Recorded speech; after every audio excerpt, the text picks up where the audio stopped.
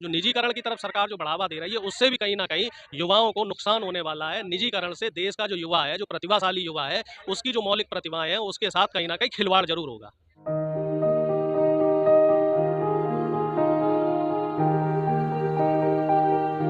क्या नाम हुआ आपका? जी, मेरा नाम अरुणेश यादव है और आज मैं यहाँ जंतर मंतर पे मौजूद हैं। जैसे कि आप पीछे देख रहे हैं, हज़ारों की संख्या में हमारे युवा साथी इकट्ठे हुए हैं और ये पहले भी यहाँ बराबर प्रोटेस्ट करते रहते हैं।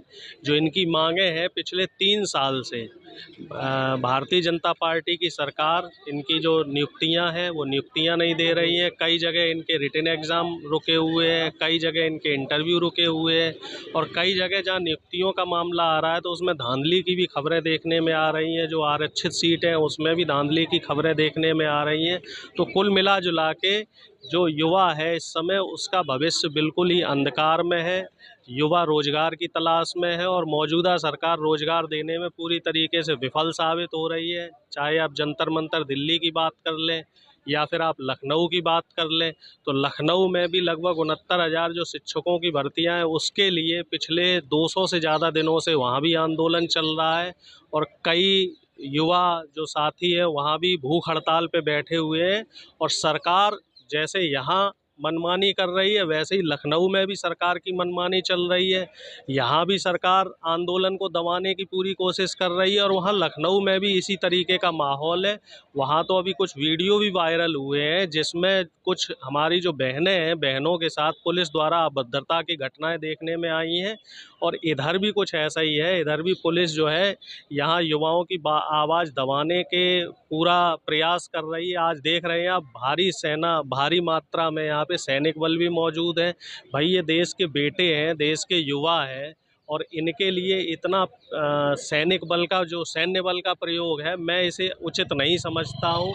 इससे जो युवा मस्तिष्क है उसके अंदर क्या प्रभाव पड़ेगा। लेकिन छात्र जब प्रदर्शन करने बैठते हैं या लखनऊ की बात कर ले या जंतर मंतर की, इन पर जो है लाठी चार्ज भी होता है, क्या कहें? बिल्कुल वही तो मैं कह रहा हूँ कि युवा, आपने 2014 में जब आप सत्ता में आए तो आपने युवाओं को सपने दिखाए कि हम हर साल 2 करोड़ रोजगार देंगे।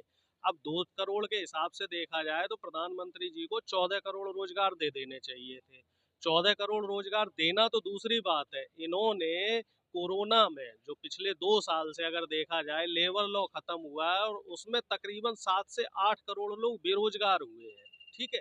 और जो पिछले 4 से 5 साल में, चाहे वो एसएससी जीडी की भर्तियां हो, चाहे रेलवे की भर्तियां हो, चाहे शिक्षकों की भर्तियां हो, चाहे वो कोई भी भर्ती हो, किसी भी भर्ती को ये नियुक्ति नहीं दे पा रहे हैं। और जो छात्र प्रोटेस्ट कर रहे हैं, आंदोलन कर रहे हैं, उनके ऊपर बर्बरतापूर्व व्यवहार किया जा रहा है, उनके ऊपर लाठियां बरसाई जा रही है, उनको रोडों पे घसीटा जा रहा है, उनके घर पे कोर्ट द्वारा नोटिस जा रहे हैं, पुलिस के द्वारा नोटिस जा रहे हैं, उनके घर पे बुलडोजर चढ़वाने का काम किया जा रहा है, उनकी प्रॉपर्टी जब्त करने का काम किया जा रहा है। तो सरकार का जो रवैया है वो बिल्कुल नकारात्मक है। युवाओं के बीच में खासा असंतोष है। युवा इस समय पूरी तरीके से जो है सरकार के विरोध में है। आप युवाओं से बात कीजिए तो युवा कहेंगे कि सरकार जो है वो अपना काम ईमानदारी से नहीं कर रही है। सरकार का काम है शिक्षित युवाओं को रोजगार देना। अब 3-3, 4-4 साल से जो युवा नौकरी का इंतजार कर रहा है, जो युवा रोजगार का इंतजार कर रहा है, आप उसको रोजगार देने में विफल हो रहे हैं और वो ओवर एज हो रहा है। मान लीजिए किसी की उम्र जो किसी नौकरी में अधिकतम आयु सीमा 23 साल है, 24 साल है, कहीं 28 साल है, तो अगर वो ओवर एज हो जाएगा तो उसका तो भविष्य अंधकार में है। 2017 की वैकेंसियां नहीं भरी गई हैं, 2018 की वैकेंसियां नहीं भरी गई हैं, 3-3, 4-4 साल में आप एग्जाम कराने में विफल रहते हैं। उत्तर प्रदेश में तो यूपी टीईटी की जो परीक्षा हुई थी उसमें आप देख लीजिए, वहाँ पर्चा लीक हो गया। तो वो तो एक पात्रता का परीक्षा थी, वो उसमें भी आप पर्चा लीक करा रहे हैं, वो भी आप ये बिल्कुल व्यवस्थित तरीके से नहीं कर पा रहे हैं। और आप वादे करते हैं, सुशासन के वादे करते हैं, एक्सीलेंस गवर्नमेंट के, एक्सीलेंस गवर्नेंस के, और आप जो मूलभूत चीजें हैं, जो रोजगार है, 2 वक्त की रोटी देने का जो अधिकार है, ये जनता का मौलिक अधिकार है जो हमें संविधान ने दिया है। और लेकिन छात्रों का आरोप ये भी है कि सरकार जो है अगर 50,000 वैकेंसी निकालती है तो करोड़ों छात्र फॉर्म भरते हैं और सरकार अरबों रुपया कमा लेती है और फिर नौकरी क्यों नहीं देती? भाई देखिए, एक चीज आप समझ लीजिए, कोई भी भर्ती निकलती है और उसमें अगर आप कोई भी फॉर्म भरते हैं तो उसमें 500 रुपए से लेके 1,000 रुपए के बीच में डिमांड ड्राफ्ट लगता है। ठीक है, तो अगर अगर मान लीजिए कि 55,000 50,000 ही मान लो भर्ती निकली और अगर 1,000 रुपए डिमांड ड्राफ्ट का लगा तो करोड़ों रुपया तो सरकार ने ऐसे कमा लिया। और कई बार ये देखने में आया है कि वो भर्तियां, उसमें कोई क्लॉज फंसा देते हैं ये लोग और वो भर्तियां निरस्त कर दी जाती हैं और फिर से उसमें युवाओं से पैसा वसूला जाता है। तो मुझे ये चीज़ नहीं समझ में आ रही है कि सरकार इस तरीके से युवाओं को रोजगार देना और युवाओं को की जो भविष्य के साथ जो खिलवाड़ कर रही है, तो सरकार की आखिर मंशा क्या है? अगर इसमें हम बीजेपी और आरएसएस की मनोदशा समझें तो ये लोग जो मिडिल क्लास के जो बच्चे हैं, जो संविधान के मौलिक अधिकार से पढ़कर आए हैं, जो आरक्षण के ताकत से पढ़कर आए हैं, जिसमें ओबीसी, एससी, एसटी और माइनॉरिटी के बच्चे हैं, तो इनका कहीं ना कहीं शोषण किया जा रहा है, इनके मौलिक अधिकारों का कहीं ना कहीं हनन किया जा रहा है। और इनको जो फ्रीडम मिली थी, जो बोलने की, अभिव्यक्ति की जो आज़ादी दी है हमारे संविधान ने, तो इस अभिव्यक्ति की आज़ादी को भी छीनने का काम किया जा रहा है। तो कहीं ना कहीं मुझे ऐसा लग रहा है मिलजुल के एक विरोध होना बहुत ज़रूरी है। और कल यहाँ पर एक बहुत बड़ा आंदोलन होने वाला है जिसमें लाखों की संख्या में पूरे देश से युवा इकट्ठा होगा। हजारों की संख्या में युवा आज मौजूद हो चुके हैं, हजारों की संख्या में युवा आ चुके हैं और बाकी बहुत से युवा अभी रास्ते में हैं और रात तक यहाँ आ जाएंगे और कल यहाँ बहुत बड़ा प्रोटेस्ट होगा। और मुझे लग रहा है कल का जो विरोध प्रदर्शन है ये पूरे भारतवर्ष में देखा जाएगा, माना जाएगा। कल संसद का घेराव करेंगे युवा और यहाँ से संसद के लिए युवा मार्च करेंगे, शांतिपूर्ण तरीके से प्रदर्शन करेंगे। हालांकि हमें उम्मीद है कि हमें प्रोटेस्ट नहीं किया करने दिया जाएगा। जो संविधान ने हमें अधिकार दिया है, जो लोकतंत्र ने हमें मौलिक अधिकार दिया है विरोध करने का और आंदोलन करने का, तो हमारे उस अधिकार को छीना जा रहा है। और मौजूदा सरकार जो है वो युवाओं के लिए जो ईमानदारी से काम करना चाहिए शिक्षा और रोजगार के क्षेत्र में, उधर काम ना करके ये लोग व्यापारियों के लिए काम कर रहे हैं, व्यापारियों को सब्सिडी दे रहे हैं, व्यापारियों के व्यापार बढ़ाने का काम कर रहे हैं और युवाओं से नौकरियां छीनने का काम कर रहे हैं। जो निजीकरण की तरफ सरकार जो बढ़ावा दे रही है उससे भी कहीं ना कहीं युवाओं को नुकसान होने वाला है। निजीकरण से देश का जो युवा है, जो प्रतिभाशाली युवा है, उसकी जो मौलिक प्रतिभाएं हैं उसके साथ कहीं ना कहीं खिलवाड़ जरूर होगा। लेकिन अब ये भी कहा जा रहा है कि जब अगर बैंकेट हॉल आप बुक करेंगे किसी भी मीटिंग या राजनीतिक प्रोग्राम के लिए तो आपसे जीएसटी लिया जाए। बिल्कुल बिल्कुल, हर जगह ही जीएसटी लगा रहे हैं, जबकि संविधान में अगर आप संवैधानिक तरीके से कहीं प्रोटेस्ट करते हैं या कहीं कोई विरोध प्रदर्शन करते हैं तो वो जीएसटी के दायरे से हटना चाहिए, क्योंकि ये फंडामेंटल राइट्स की चीज़ें हैं, इसमें जीएसटी नहीं लगानी चाहिए। लेकिन साहब सरकार की मनमानी है, सरकार का तानाशाही रवैया है। सरकार हर जगह युवा हो, चाहे किसान हो, चाहे मजदूर हो, चाहे महिलाएं हो, चाहे आम आदमी हो, सबकी आवाज़ को दबाने का काम कर रही है। सरकार इस समय, सरकार का जो रवैया है वो गरीबों से लेकर अमीरों को देने का रवैया है। सरकार की जो नीतियां हैं वो दोहरी नीतियां हैं।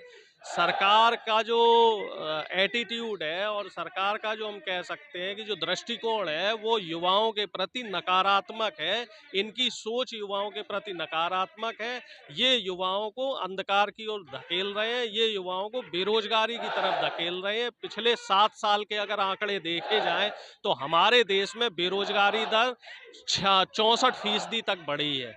2013 से लेकर अब तक के जो आंकड़े हैं वो ये कहते हैं 64% बेरोजगारी दर हमारे देश में बढ़ी है।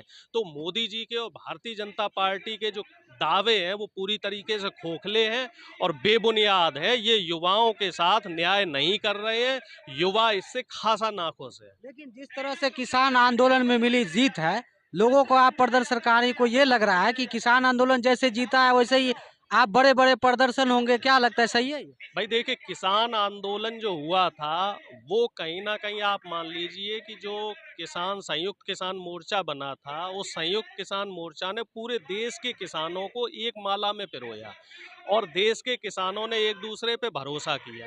किसान आंदोलन एकता की जीत थी और भरोसे की जीत थी। हमें इस आंदोलन से बहुत कुछ सीखने की ज़रूरत है। मैं युवाओं को भी आपके माध्यम से ये कहना चाहता हूँ कि देश के युवाओं को किसान आंदोलन से सीखने की ज़रूरत है। सोशल मीडिया पे तो सक्रिय रहें ही रहें, साथ ही एक ऐसा मूवमेंट बनाएं, पूरे दिल्ली का घेराव करें। जिस तरीके से किसानों ने घेराव किया है, उसी तरीके से युवा भी दिल्ली का घेराव करें। और ये आंदोलन लेकिन जो आप युवाओं की मांग है ना, छात्रों की जो मांग है, वो एक दिन में पूरी नहीं होगी। इनको निरंतर प्रोटेस्ट करना पड़ेगा, चाहे उसके लिए 1 हफ्ते रुकना पड़े, 1 महीने रुकना पड़े या 1 साल रुकना पड़े। लेकिन अब छात्रों का ये भी कहना है कि पिछली सरकारों में जो है प्रदर्शन की आज़ादी थी, अब जो नहीं मिल रही। वही क्या वो ये बात तो मैं आपसे कह चुका हूँ कि जो मौजूदा सरकार है, ये हमें आंदोलन करने के हमारे अधिकार को छीनना चाहती है और हमें शांतिपूर्ण तरीके से जो हमारा बोलने का अधिकार है, अभिव्यक्ति को व्यक्त करने का अधिकार है, हमें अपनी जो बात कहने का अधिकार है, तो उस अधिकार को भी छीनना चाहती है।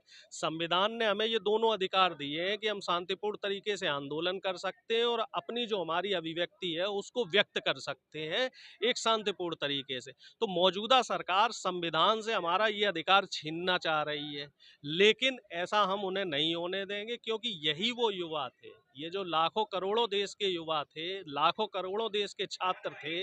मैं मोदी जी से कहना चाह रहा हूँ कि इन्हीं छात्रों ने आपको वोट दिया था और बड़ी आस उम्मीद से वोट दिया था कि आप उनके भविष्य को संवारेंगे, उनको रोजगार देंगे, उनको 21वीं सदी के भारत का जो एक जिम्मेदार नागरिक बनाएंगे और हमारे जो देश को आप मोदी जी कह रहे थे विश्वगुरु बनाएंगे। तो विश्वगुरु बनाने के पीछे, अगर विश्वगुरु हमारा देश बनता है, हमारा देश आर्थिक रूप से सशक्त होता है, तो उसमें देश के युवाओं की एक महत्वपूर्ण भूमिका रहती है। हमें एक चीज को याद रखना होगा कि देश का युवा है, ये देश की दशा को और दिशा को निर्धारित करता है। और अगर युवा ही परेशान होगा तो आप सोच लीजिए कि देश की दशा और दिशा क्या आ जाएगी, किस दिशा में लेकिन लगातार जो देश के छात्र हैं, युवा वर्ग, सभी सरकारी नौकरी मांग रहे हैं। क्या संभव है सरकार सबको दे सकती है नौकरी? भाई सरकार चाहे तो क्या नहीं कर सकती, जब सरकार किसान आंदोलन खत्म कर सकती है। शुरू में तो सरकार ये कह रही थी कि जो कानून है इनमें कुछ काला पीला नहीं है, फिर सारे कानून उन्होंने वापस लिए कि नहीं लिए। तो सरकार की अगर मंशा ठीक हो तो सरकार हर युवा को रोजगार दे सकती है। जितने भी सरकारी निकाय हैं, सभी सरकारी निकाय में 2/3 से ज़्यादा भर्तियाँ खाली हैं। सरकार अगर ईमानदारी से काम करे, सरकार जो हमारे टैक्स का पैसा है वो आम जनता के बीच में ही खर्च करना करे, तो ईमानदारी से ये काम हो सकता है। अभी भी 7 से 8 करोड़ वैकेंसियां पूरे देश भर में अलग अलग डिपार्टमेंट में खाली हैं, वो भर्तियां भरी जा सकती हैं। और सरकार काम क्या कर रही है, सरकार ने व्यापारियों के 20% टैक्स माफ कर दी है। अब वो 20% टैक्स की भरपाई कहाँ से करेगी? युवाओं के रोजगार की अकमारी करेगी, महंगाई बढ़ाएगी, बेरोजगारी बढ़ाएगी।